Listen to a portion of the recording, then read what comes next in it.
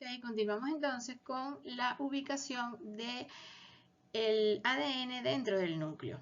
Esta lámina me gustó mucho, es muy demostrativa. Fíjense que volvemos a tener aquí nuestra célula, que la célula tiene un núcleo. Dentro del núcleo sabemos que están los cromosomas, que contienen el ADN y que el ADN contiene la información genética. Entonces, estos cromosomas, si nosotros los vamos a decir como estirando o desbaratando en su estructura, tenemos que conocer que fíjense que ellos tienen esta forma, ¿ok? Donde se identifican unas estructuras redondas que van a ser las proteínas, que son llamadas histonas. Tenemos proteínas histonas y proteínas no histonas. Y sobre esas proteínas se va a enrollar la molécula de ADN para que se enrolle o se disponga de manera perfecta, derecha, bien estructuradita, ¿ok?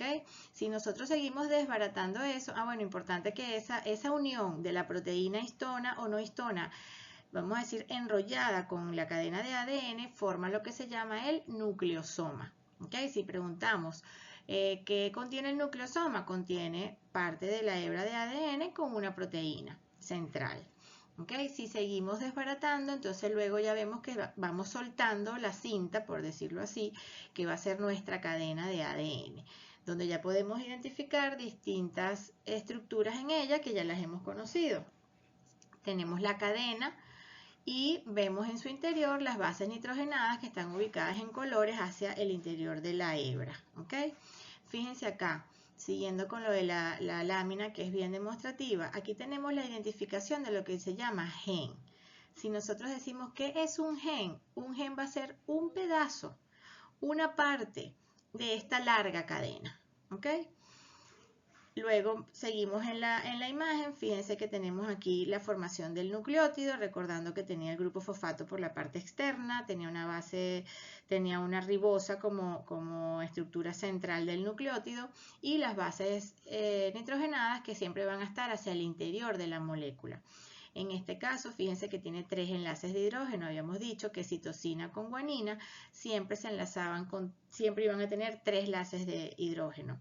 Y en este caso tenemos adenina con timina y ellos van a tener siempre 2. Recordamos entre los postulados de Chargaff que decía que siempre adenina se enlaza con timina y que siempre guanina se enlaza con citosina o viceversa. Entonces así es como está dispuesto el ADN dentro del núcleo. Seguimos conociendo con detalle en relación a esa condensación del ADN. Fíjense que esta unidad la nombrábamos ácidos nucleicos o nucleoproteínas, ¿ok? Porque, bueno, ya estamos identificando por qué pueden llamarse o por qué se llaman nucleoproteínas. Pues tenemos una parte que está conformada por el ácido nucleico como tal, que va a ser nuestra larga cadena de ADN, pero están dispuestas junto a proteínas. Y eso permite que al ADN se le describan distintos niveles de condensación. ¿Okay? Fíjense, aquí vamos primero a la imagen antes de ir a la parte teórica. La forma más simple es la doble hélice. Luego tenemos que ella se dispone como un collar que dice aquí collar de cromatina, ¿ok? Donde comienza a unirse con las proteínas y comienza a formar esta forma, como un collar de perlas, que luego estas proteínas se acomodan y se condensan más en una estructura mayor y forman los nucleosomas. Nucleosoma ya les dije antes que es la unión de la hebra de ADN sobre las proteínas, pero estas proteínas se agregan entre ellas, se empaquetan y van a dar otra estructura mayor. Pueden formarse los bucles, ¿ok? Esto sigue teniendo como un súper enrollamiento y una súper disposición unos sobre otros, pero están perfectamente alineados y acomodados. Se describen estos espirales condensados y finalmente tenemos lo que conocemos como cromosoma, ¿ok? Vamos a leer acá. Cromatina va a ser el complejo de ADN, histonas y proteínas no histonas. Ya les dije que son 2 tipos de proteínas, a partir de las cuales se forman los cromosomas. Pero estamos entendiendo porque la cromatina va a formar parte de esta parte de disposición inicial, pero que finalmente va a dar origen a lo que llamamos cromosoma. Las histonas son proteínas que estabilizan la estructura del ADN y contienen un elevado contenido de aminoácidos básicos, tipo argininas y lisinas. ¿Okay? Ellos permiten la estabilidad. Imagínense que nosotros agarremos una cinta muy larga y la guardemos empaquetado en un lugar. Si nosotros lo guardamos todo disperso o sin ningún orden, pues van a caber muchas menos cintas dentro de ese sitio. Mientras que si nosotros tomamos, como vienen normalmente las cintas, que tienen un eje central, ese eje central serían las proteínas histonas o no histonas, y la empaquetamos enrolladita de forma ordenada sobre ese centro o ese eje, y entonces, bueno, la cinta en principio se va a mantener en su forma impecable, derechita, sin errores, y adicionalmente va a permitir que haya mayor cantidad de cinta empaquetada en ese sitio, que ya sabemos que ese sitio va a ser el núcleo. ¿Ok? Se describen tipos de histonas. Estas proteínas las han identificado y le han puesto alguna numeración. En este caso tenemos H1, H2A, H2B, H3, H4. Nosotros no vamos a hacer nada, nosotros en bioquímica, pero ustedes deben conocer porque lo van a leer muchísimo, porque cuando estén estudiando cosas en relación a genética van a hablar de las histonas y ya ustedes saben que dijimos antes, hablamos que un gen era una porción de esa cadena larga del ADN. Y esto ha ayudado a identificar zonas para luego poder estudiarlas. ¿Ok? Entonces que sepan que esas histonas, que ya sabemos que son proteínas, las pueden estar identificadas o marcadas, pero para facilitar su estudio. Continuamos aquí hablando de los niveles de condensación del ADN. Decimos que el primer nivel de condensación es la cromatina. ¿Ok? Esa cromatina va a estar formada, fíjense en esta imagen, la cromatina va a estar formada por nucleosoma. Ya nosotros habíamos dicho que nucleosoma va a ser proteínas envueltas, por decir así, o abrazadas con una cadena de ADN. ¿Ok? Fíjense cómo ella se va tomando una disposición perfectamente alineadas y arregladas para luego unirse un nucleosoma con otro nucleosoma hasta que van formando una estructura mayor. ¿Ok? El nucleosoma constituye la unidad estructural de la cromatina. Ese orden deben tenerlo de forma esquemática. O sea, la primera estructura que se define es el nucleosoma. Luego, en otro nivel de condensación, está la cromatina. Y luego en otro nivel de condensación está el cromosoma. ¿Ok? Está formado por un núcleo proteico, ya lo conocemos, de 9 histonas, rodeado por ADN. Seguimos diciendo lo mismo que ya entendimos o ya conocimos. ¿Okay? En esta imagen volvemos a lo mismo. Tenemos acá nuestro centro, ¿ok? O proteína central que va a ser la histona con una cadena de ADN. Fíjense cómo ella se va enrollando y va tomando esta disposición. Se dice por imagen de microscopio electrónico que esto tiene forma de rosario. ¿Ok? Fíjense acá que hace la similitud con el rosario. Una vez que ya estaban formados esos nucleosomas, pues entonces se vuelven a acomodar, ¿verdad? Fíjense que se van agrupando estos nucleosomas formando una estructura mayor. Forman esta estructura que es más gruesa, que lo llamamos como una fibra. Y si vemos esta imagen, fíjense cómo esta fibra está estirada, pero está con un grosor mayor al que veíamos en la lámina anterior. Y finalmente tenemos entonces la condensación de grado mayor, donde se ocurre el superenrollamiento para dar finalmente la forma estructural del cromosoma. ¿Ok? Fíjense acá en esta imagen donde se va enrollando todo. ¿Ok? Dice aquí armazón nuclear. Y vean cómo están identificadas en distintos colores o cortes. ¿Ok? Fíjense acá estos H3, H4, que son formas de identificar partes de esa estructura genética, que dice genes de histonas. Ya sabemos que son las histonas, pero ya también les comenté que es el gen, que va a ser una parte o una porción. Y esta identificación por zonas de una parte o porción es lo que va a facilitar el estudio y conocimiento de la función y estructura de estos genes. Ok, entonces seguimos ahora y vamos a hablar de los genes. ¿Cuál es la definición de un gen? Es la secuencia de ADN necesaria para la síntesis de un producto génico funcional. ¿Ok? Entonces, el gen va a ser aquella secuencia de ADN que puede generar la síntesis de un producto funcional, proteína o ARN. Ya vamos hablando entonces ahora de ARN.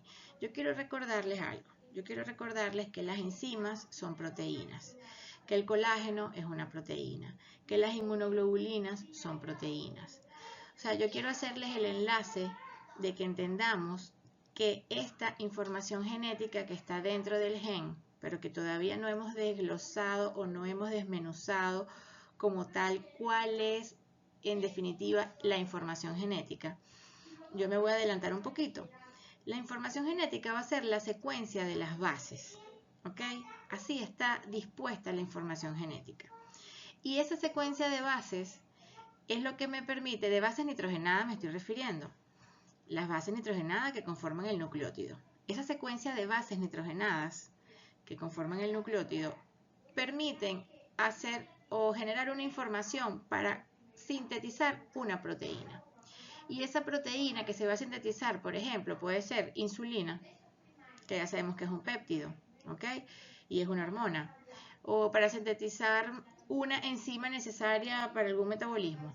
Entonces entiendan que la información genética va a ser esa información que va a estar a disposición para posteriormente generar la síntesis de una proteína o una molécula de ARN. Luego decimos entonces, ¿cómo es la composición de un gen?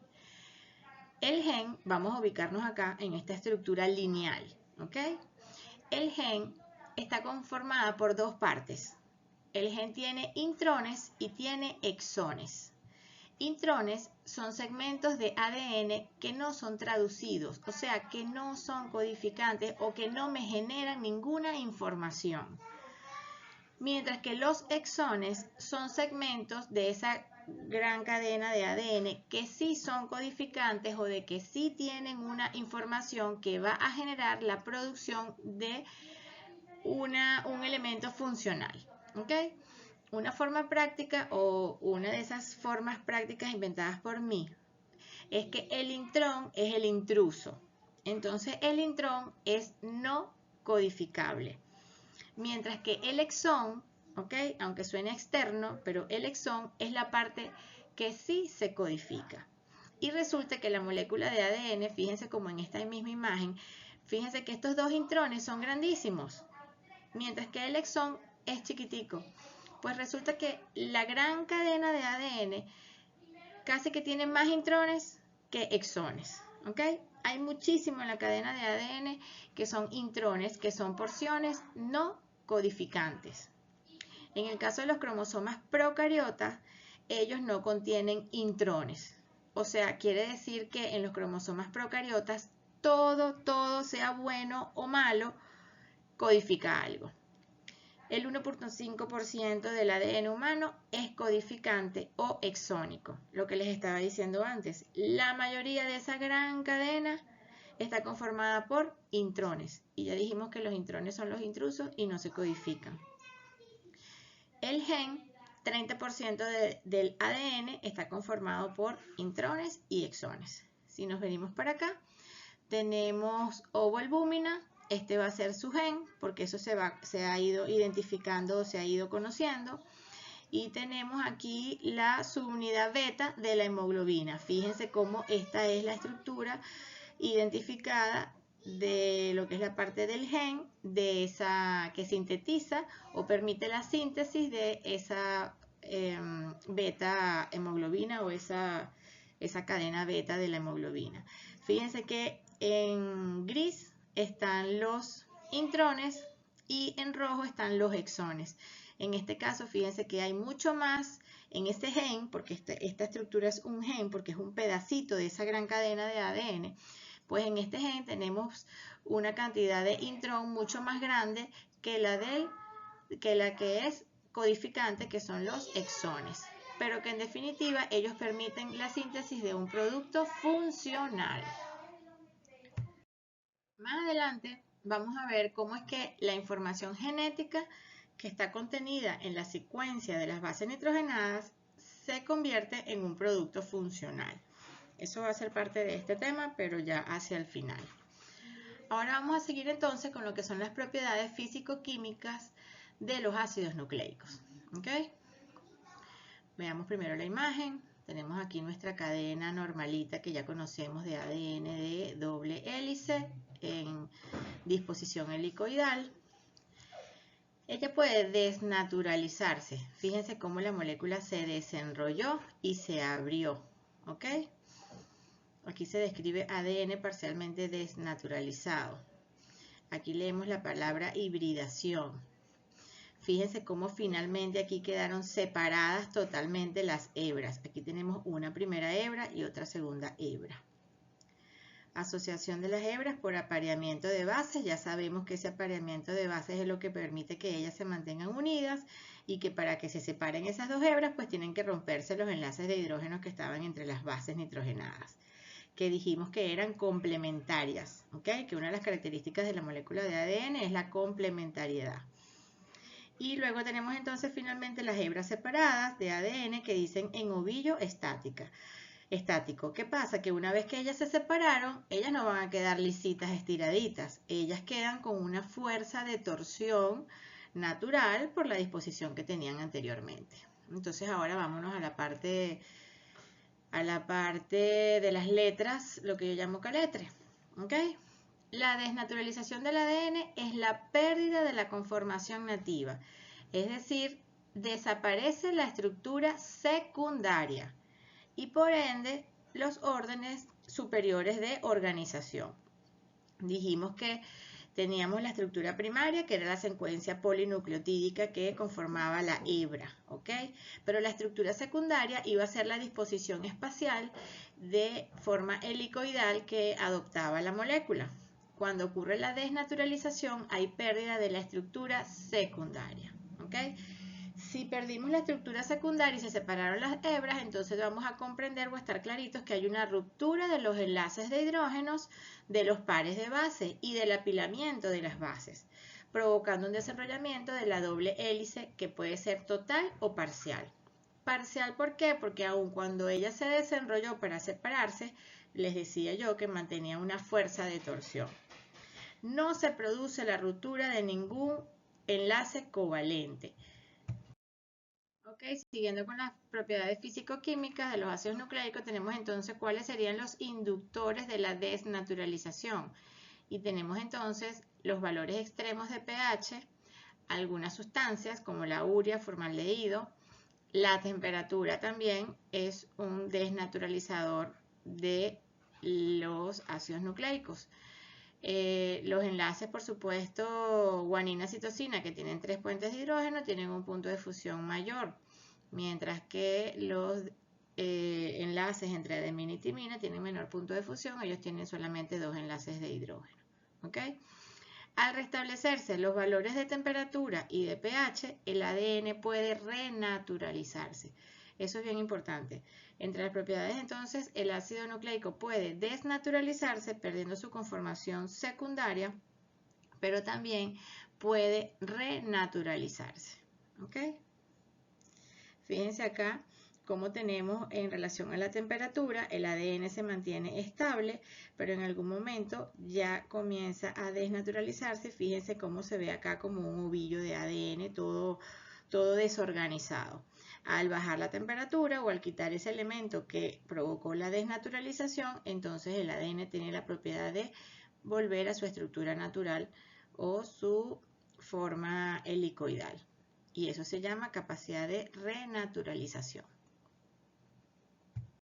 Basadas en esa capacidad de desnaturalización, pues entonces también los ácidos nucleicos pueden sufrir hibridación.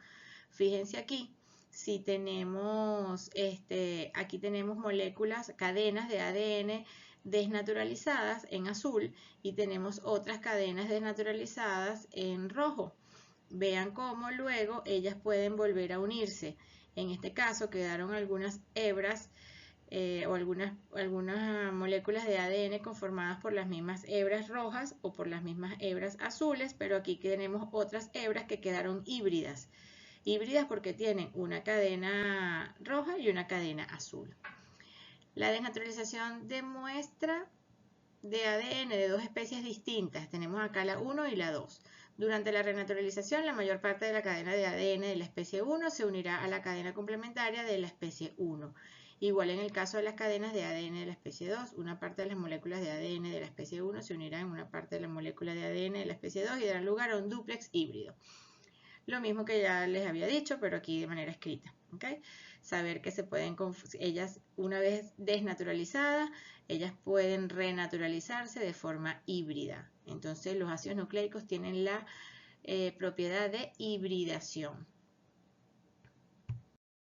Importante que siempre en las propiedades físico-químicas de cualquier elemento aparece siempre la radiación. Habíamos hablado de la temperatura, habíamos hablado del pH y de algunas sustancias. Pues aquí tenemos el efecto de las radiaciones ultravioletas. Produce la condensación de dos grupos etilo para formar un anillo de ciclobutano. El asunto es que las radiaciones ultravioletas, que tanto se le ha descrito, que puede generar, que puede producir cáncer, que puede producir distintas situaciones adversas debido a su acción en el organismo, pues en este caso específicamente hablando del ADN, fíjense cómo ellas pueden formar dímeros de pirimidina. O sea, se van a condensar algunos dímeros de pirimidina creando una estructura distinta o anormal a lo que debería estar de manera simple, ¿ok? O de manera fisiológica. Entonces esto va a ser un efecto como esa condensación de dímeros de pirimidina, va a ser un efecto de las radiaciones ultravioletas sobre los ácidos nucleicos. Y esto más adelante, cuando tengamos los procesos de transcripción y de traducción, puede generar errores en la producción de una proteína, haciendo que la proteína no sea funcional o que simplemente esa proteína no se pueda sintetizar. Ok, también entonces los ácidos nucleicos son susceptibles de sufrir hidrólisis química y justamente esta hidrólisis química es lo que ha permitido su estudio, ¿ok? Ellos son susceptibles a hidrólisis ácida y a hidrólisis alcalina. Igualmente son hidrólisis, pero son diferentes porque en la hidrólisis ácida se utiliza un ácido y en la hidrólisis alcalina se utiliza un álcalis o una base. En el caso de la hidrólisis ácida, fíjense algo, los ácidos fuertes rompen tanto los enlaces fosfodiéster como los N-glucosídicos. Es importante que se ubiquen o recuerden en la base estructural del nucleótido, donde está el enlace fosfodiéster, que era entre el fosfato que estaba en el carbono 5 de un nucleótido y el OH que estaba en el carbono 3 del siguiente nucleótido. Y también el enlace N-glucosídico puede romperlo, que es el enlace que se establece entre el carbono 1 de la glucosa con la base nitrogenada. ¿Ok? Por lo tanto, sirve para determinar la composición de bases, pero no la secuencia. ¿Por qué? Porque si yo tengo una molécula de ADN en un envase y yo le coloco un ácido, pues voy a poder romper estos enlaces y voy a tener de forma dispersa y separada sus componentes, pero no voy a saber la secuencia de las bases, porque al la base romperse de su unión con la pentosa, pues queda libre en la disolución y no voy a saber cuál es la secuencia que ella tenía. ¿Ok? Luego los ácidos débiles respetan los enlaces fosfodiéster, pero sí rompen igualmente los N-glucosídicos. Entonces en el caso de ácidos fuertes, de ácidos débiles, vamos a mantener, como decir, la estructura lineal de la hebra de ADN, pero sin las bases nitrogenadas, porque este rompe los enlaces N-glucosídicos. En el caso de la hidrólisis alcalina sucede algo, que recuerden que el ADN, contenía era desoxirribosa y el hecho de que ella esté en forma de desoxirribosa la hace más estable ante un álcalis o una base, mientras que sí va a ser susceptible la ribosa que tiene el grupo OH. ¿Okay? Entonces por eso es que en la hidrólisis alcalina se rompen los enlaces fosfodiéster, pero del ARN, ¿okay? Tiene que ver con lo de ribosa, mientras que respeta o mantiene estable a la molécula de ADN porque ella se encuentra como desoxirribosa. Y respeta en este caso los enlaces N-glucosídicos, o sea que sí se mantiene la la secuencia de las bases. Entonces es utilizada para aislar y purificar el ADN. Si tenemos ARN y ADN, ya sabemos que va a actuar, la hidrólisis alcalina va a actuar principalmente sobre la molécula de ARN y la molécula de ADN se va a mantener estable. De igual manera va a permitir conocer la secuencia. En el caso de la molécula de ARN va a permitir conocer la secuencia porque esta hidrólisis no rompe los enlaces N-glucosídicos. Y luego entonces en la siguiente parte vamos a entrar en lo que es el metabolismo de los nucleótidos. Hasta ahora vimos la parte estática, cómo está conformada la molécula de ADN, cuáles son los enlaces que la forman, cuáles son las fuerzas que las estabilizan, cómo se empaquetan, cómo se acomodan, dónde están. Esa ha sido como la parte estática. Ya vamos entrando en una parte dinámica, en la que ahorita vamos a hablar del metabolismo, va a ser la siguiente parte, metabolismo de los nucleótidos. O sea, cómo se sintetizan los nucleótidos, vamos a sintetizar los nucleótidos y luego vamos a degradar los nucleótidos para saber cuáles son esos productos de desecho cuando se degradan estos ácidos nucleicos. ¿Okay? Pero esto va a ser la próxima parte.